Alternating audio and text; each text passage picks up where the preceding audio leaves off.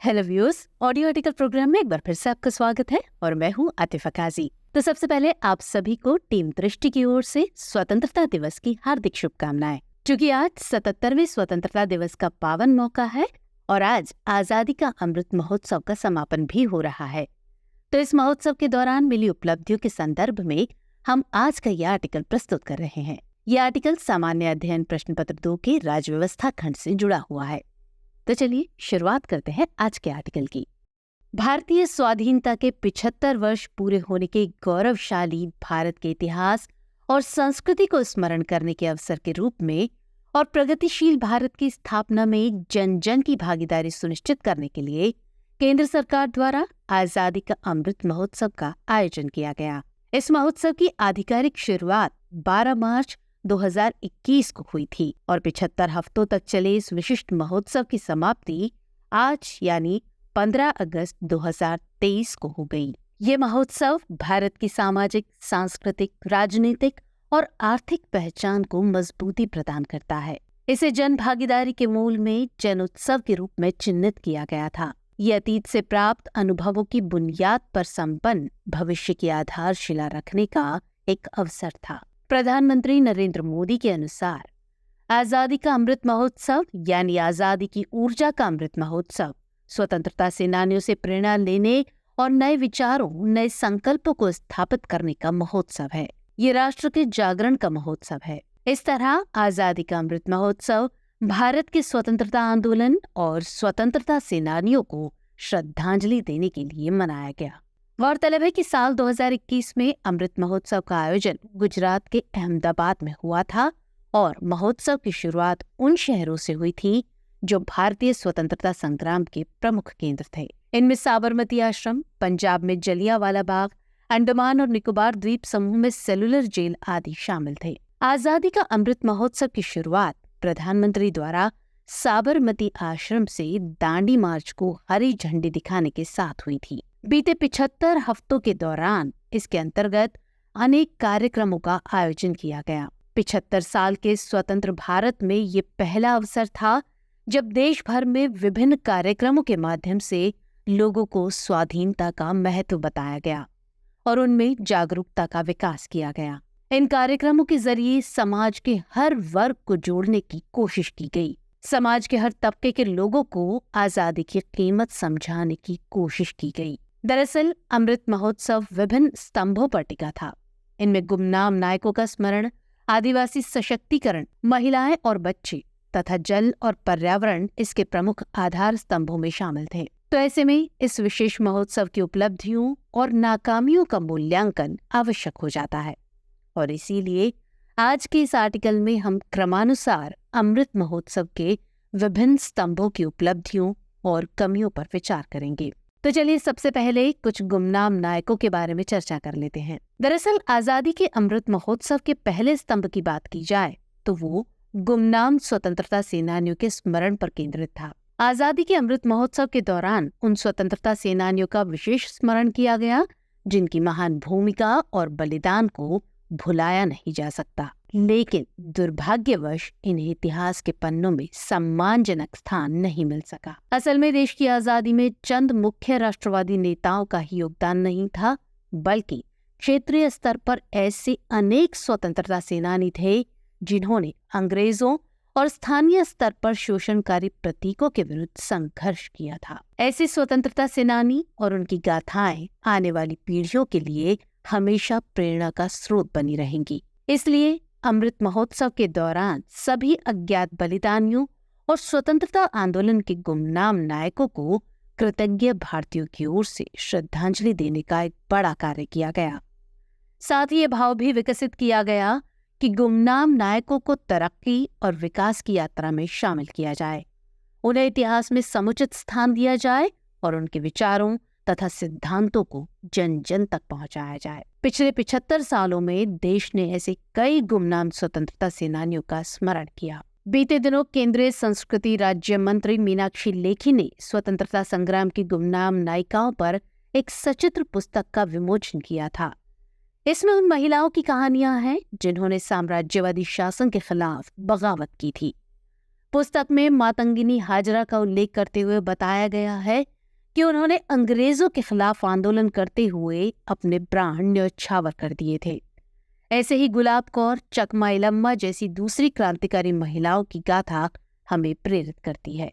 इस सूची में सरोजिनी नायडू की बेटी पद्मजा नायडू, उत्तराखंड में बड़ी संख्या में लोगों को स्वतंत्रता आंदोलन में शामिल करने के लिए प्रेरित करने वाली बिश्नी देवी शाह, आंध्र प्रदेश में महिलाओं की मुक्ति के लिए एक अथक संघर्ष करने वाली कार्यकर्ता दुर्गाबाई देशमुख, हिंदी की महान कवित्रियों में से एक सुभद्रा कुमारी चौहान, जॉन सैंडर्स की हत्या के बाद भगत सिंह को सुरक्षित निकालने में मदद करने वाली बहादुर महिला दुर्गावती देवी आदि शामिल हैं। इस पुस्तक में केरल के त्रावणकोर में स्वतंत्रता आंदोलन के एक प्रेरणादायक नेता अक्कम्मा चेरियन की कहानी भी है। इन्हें महात्मा गांधी द्वारा त्रावणकोर की झांसी की रानी नाम दिया गया था। ऐसे ही एक नाम प्रेरणादायक स्वतंत्रता सेनानी अरुणा आसफ का भी है। इन्हें साल 1942 में भारत छोड़ो आंदोलन के दौरान मुंबई में भारतीय राष्ट्रीय ध्वज फहराने के लिए सबसे ज्यादा याद किया जाता है। नागालैंड समेत उत्तर पूर्वी राज्यों में अंग्रेजों के खिलाफ सशस्त्र विद्रोह करने वाली रानी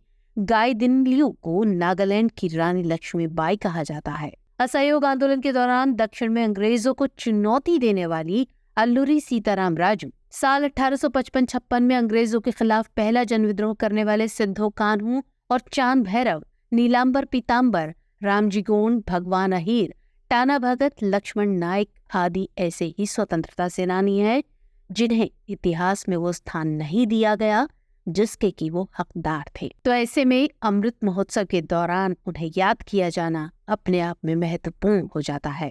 उनसे प्रेरणा लेने की कोशिशें की गई हैं। साथ ही इस महोत्सव के दौरान हर घर तिरंगा अभियान भी चलाया गया। इसका उद्देश्य लोगों को तिरंगे को घर लाने और भारत की आजादी के 75वें वर्ष के उपलक्ष्य में इसे फहराने के लिए प्रोत्साहित करना था। चलिए अब इसके बाद अमृत महोत्सव के अगले स्तंभ यानी आदिवासी सशक्तिकरण पर बात करते हैं। तो बीते 75 हफ्तों में देश की संस्कृति और विरासत के संरक्षण में आदिवासियों की भूमिका और उनके योगदान को याद किया गया। गुमनाम आदिवासी स्वतंत्रता सेनानियों को सामने लाने और उनके वंशजों की सामाजिक आर्थिक स्थिति को मजबूत करने के भी प्रयास किए गए। आज देश की आबादी का 8.6% हिस्सा आदिवासियों का है। तो ऐसे में इस वर्ग को नजरअंदाज कर देश को समृद्धि के मार्ग पर अग्रसर नहीं रखा जा सकता है। आज आदिवासियों की तूती सभी क्षेत्रों में बोल रही है। अर्थव्यवस्था, कला, साहित्य, राजनीति सभी क्षेत्रों में आदिवासियों की हिस्सेदारी बढ़ी है। आदिवासियों में गौरव का बोध कराने के लिए ही केंद्र सरकार ने अमृत महोत्सव के दौरान 15 नवंबर को बिरसा मुंडा की जयंती को आजादी के अमृत महोत्सव के तत्वावधान जनजातीय गौरव दिवस के रूप में घोषित किया है। इसका उद्देश्य देश की स्वतंत्रता में आदिवासियों के योगदान को स्मरण करते हुए विकसित भविष्य के निर्माण में उनकी हिस्सेदारी सुनिश्चित करना है। जनजातीय गौरव दिवस गौरवशाली जनजातीय विरासत, परंपरा, संस्कृति और भारत की उपलब्धियों को प्रदर्शित करता है। यह आत्मनिर्भर भारत की भावना से ओतप्रोत है। प्रधानमंत्री नरेंद्र मोदी के अनुसार आजादी के इस अमृत काल में देश ने संकल्प लिया है कि वो भारत की जनजातीय विरासत एवं परंपराओं तथा उनकी वीरता की कहानियों को और अधिक भव्य रूप से व्यापक पहचान दिलाएगा। गौरतलब है कि केंद्र सरकार ने अनेकों आयोजनों के माध्यम से आदिवासी सशक्तिकरण के सपने को साकार करने का प्रयास किया है। इस वर्ष 23-24 जनवरी को आदि शौर्य पर्व पराक्रम का आयोजन किया गया। इस अवसर पर सशस्त्र बलों द्वारा संगीत में प्रस्तुति दी गई तथा जनजातीय नृत्य शैली की विषय वस्तु पर आधारित इस कार्यक्रम के आयोजन का उद्देश्य देश के स्वतंत्रता संग्राम में नेताजी सुभाष चंद्र बोस के योगदान पर प्रकाश डालना था। इसी प्रकार 15 अगस्त 2022 से 15 अगस्त 2023 तक जनजातीय कार्य मंत्रालय द्वारा शिक्षा से मजबूत बुनियाद कार्यक्रम का आयोजन किया गया, जिसका उद्देश्य आदिवासी बच्चों को सुरक्षित वातावरण में गुणवत्तापूर्ण शिक्षा प्रदान कराना था। वहीं 26 जनवरी से 15 अगस्त 2023 तक दुनिया का सबसे बड़ा वित्तीय समावेशन कार्यक्रम चलाया गया, जिसका उद्देश्य जनजातीय समाज के लोगों को वित्तीय समावेशन के जरिए सशक्तिकरण की राह पर ले जाना था। इसके अलावा फरवरी से अगस्त 2023 तक कौशल प्रशिक्षण से रोजगार अभियान तथा नशा मुक्ति जागरूकता अभियान का आयोजन 1 मई से 31 अगस्त के बीच किया जा रहा है। गौरतलब है कि आदिवासी महोत्सव एक विशाल राष्ट्रीय जनजातीय उत्सव है। इसके जरिए आदिवासी उत्पादों, आदिवासी कला और आदिवासी युवाओं के कौशल विकास को बढ़ावा देने के अनेक प्रयत्न किए गए। आज मुख्यधारा की ग्रामीण और शहरी आबादी की तुलना में आदिवासी आबादी की स्थिति थोड़ी पिछड़ी हुई है। अमृत महोत्सव के दौरान आदिवासियों की स्थिति को ऊपर उठाने के लिए अनेकों प्रयास किए गए। आदिवासियों के बीच शिक्षा की अलग जगाने के लिए एकलव्य मॉडल आवासीय विद्यालय खोले गए। इनका उद्देश्य शिक्षा के साथ खेल संस्कृति का विकास भी करना है। गौरतलब है कि दुती चंद, मैरी कॉम, बाईचुंग भूटिया, बीरेंद्र लकड़ा, डांगमेई ग्रेस और थोनाकल गोपी जैसे खिलाड़ी आदिवासी समाज से आते हैं, जिनके पास संसाधनों का अभाव था, लेकिन अपनी तकदीर को कोसने के बजाय अपना हुनर निखार कर राष्ट्रीय तथा अंतर्राष्ट्रीय फलक पर इन्होंने नाम कमाया है। अमृत महोत्सव के दौरान ऐसी अनेक प्रतिभाओं को बढ़ावा देने की कोशिश की गई। ऐसी कोशिशें देश के लिए जरूरी भी हैं। हालांकि केवल हॉकी, फुटबॉल, मैराथन जैसे खेलों को ही बढ़ावा न मिले, बल्कि मलखंब, कलारीपयट्टू, गतका, योगासन और सिलंबन जैसे स्वदेशी खेलों को भी बढ़ावा दिया जाए तो आदिवासी समाज के युवा दिलचस्पी दिखा सकते हैं। चलिए अब इसके बाद अगले स्तंभ के रूप में महिलाएं एवं बाल विकास का नाम आता है, तो चलिए इसको समझते हैं। दरअसल आजादी के अमृत महोत्सव का फोकस महिलाओं और बच्चों के जीवन स्तर को उठाने पर भी था। महोत्सव के दौरान विभिन्न प्रकार के अभियानों का आयोजन कर बालिकाओं के जन्म पर जश्न मनाने, मातृ एवं बाल पोषण पर जागरूकता के प्रसार और महिला एवं बाल कल्याण की दिशा में पर्याप्त निवेश करने पर जोर दिया गया। वर्ष 2023 की 17 से 24 जनवरी के मध्य महिला एवं बाल विकास मंत्रालय ने यूनिसेफ के साथ मिलकर सेलिब्रेटिंग गर्ल चाइल्ड नामक अभियान चलाया था। इस अभियान का मकसद लड़कियों के जन्म पर संकुचित मानसिकता को बदलने के लिए जन जागरूकता लाना था। एक धारणा है कि जब तक बालिकाओं के जन्म पर जश्न नहीं मनाया जाएगा, तब तक देश समृद्धि के पथ पर अग्रसर नहीं रह पाएगा। किसी भी राष्ट्र की सतत प्रगति के लिए लैंगिक समानता एक जरूरी तत्व है। विभिन्न क्षेत्रों में पुरुषों और महिलाओं की समान भागीदारी सुनिश्चित करके ही राष्ट्र के सर्वांगीण विकास का लक्ष्य प्राप्त किया जा सकता है। विश्व आर्थिक मंच के मुताबिक भारत में जेंडर गैप अभी 67% ही भर है, जो कि चिंता की बात है। दरअसल लैंगिक असमानता न केवल महिलाओं के विकास में बाधा पहुंचाती है, बल्कि किसी राष्ट्र के आर्थिक एवं सामाजिक विकास को भी गहरे तौर पर प्रभावित करती है। असल में किसी देश के पिछड़ेपन का एक अहम कारण स्त्रियों को समाज में उचित स्थान न मिल पाना भी रहा है।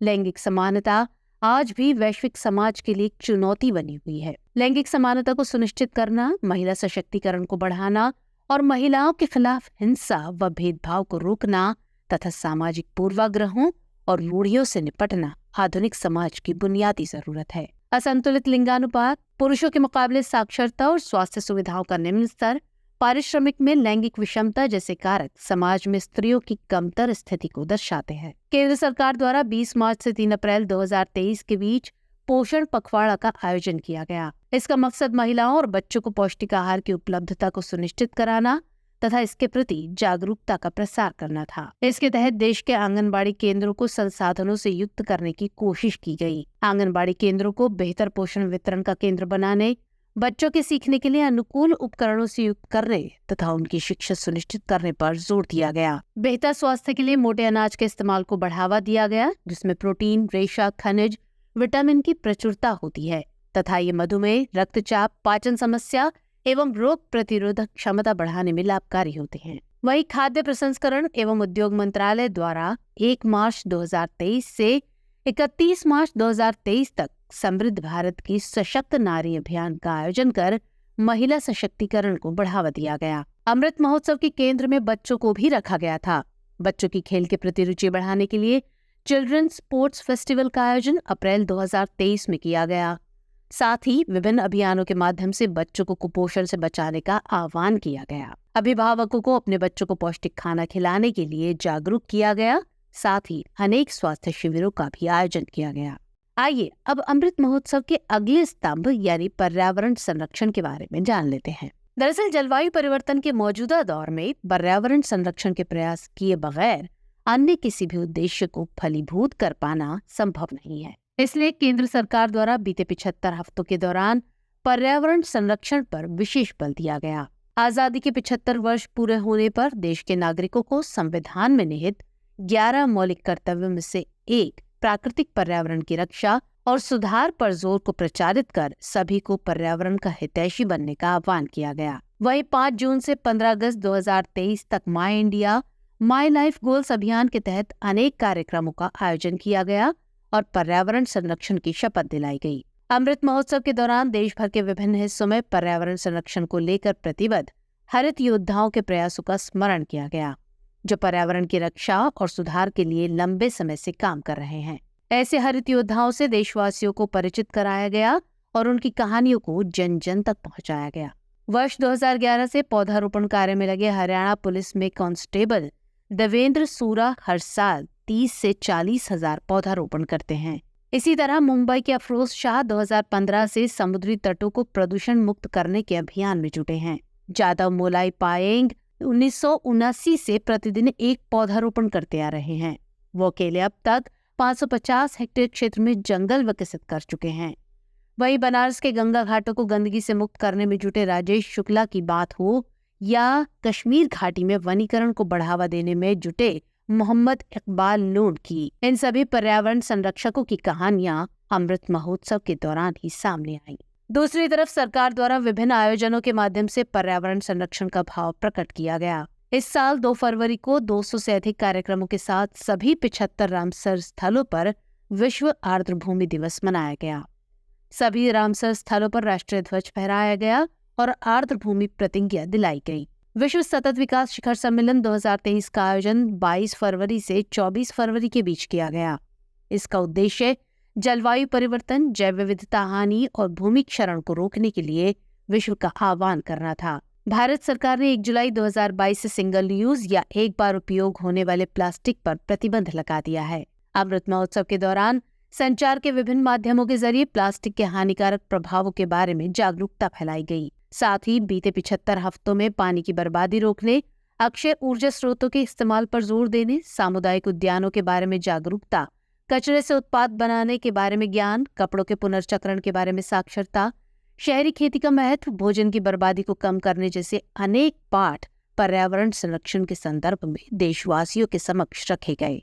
चलिए अब इतना सब जानने के बाद आजादी का अमृत महोत्सव के निष्कर्ष पर बात कर लेते हैं। असल में गुमनाम स्वतंत्रता सेनानियों की फहरिस्त लंबी है।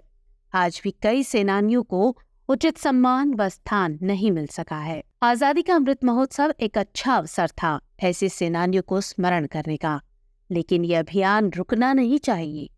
साथ ही ये कोशिश भी होनी चाहिए कि गुमनाम नायक व नायिकाओं की न सिर्फ पहचान की जाए, बल्कि उनके वंशजों की सामाजिक आर्थिक स्थिति कैसे सुदृढ़ हो, इस दिशा में भी ठोस प्रयत्न की दरकार है। आज भी देश में आदिवासियों की स्थिति संतोषजनक नहीं है।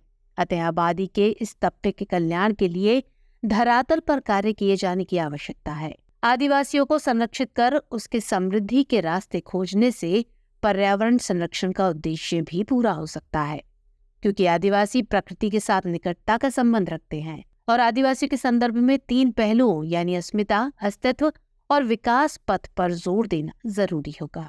इसके अलावा महिलाओं और बच्चों की समृद्धि के लिए निरंतर प्रयास किए जाने की भी आवश्यकता है। बाल विवाह, बालिका शिक्षा, कुपोषण और महिला सुरक्षा की दिशा में भी सुधार की अभी भी दरकार है। अब अगर पर्यावरण संरक्षण की बात करें तो इस दिशा में भारत उल्लेखनीय काम कर रहा है। जलवायु परिवर्तन से मुकाबला करने की दिशा में भारत की भूमिका महत्वपूर्ण रही है। जलवायु परिवर्तन एक ऐसा विषय है जिससे सभी का हित समान रूप से जुड़ा है। आजादी का अमृत महोत्सव के दौरान पर्यावरण संरक्षण की अनेक कोशिशें की गई। हालांकि जलवायु परिवर्तन से निपटना सतत व सामूहिक प्रयासों से ही संभव है। बहरहाल आजादी का अमृत महोत्सव का आयोजन अपने आप में एक विशिष्ट परिकल्पना थी। आजादी के 75वें वर्ष के जश्न को विभिन्न उद्देश्यों के साथ मनाने का विचार विशिष्ट था। 75 हफ्तों का लक्ष्य तैयार कर इसे हासिल करने के लिए राष्ट्रीय प्रयत्न से देश को मजबूती मिली है। इसलिए इस तरह के आयोजन आगे भी भविष्य में करते रहने चाहिए। इससे देश को नवगति मिलेगी और देश समस्याओं से मुक्त होगा। तो चलिए अपलोड कर लीजिए आज का सवाल। आजादी का अमृत महोत्सव की उपलब्धियां बताइए। तो व्यूअर्स, आज के एपिसोड में इतना ही। हमारा एपिसोड आपको कैसा लगा कमेंट सेक्शन में जरूर बताइएगा। चलते चलते आप सभी को टीम दृष्टि की ओर से स्वतंत्रता दिवस की हार्दिक शुभकामनाएं। जय हिंद।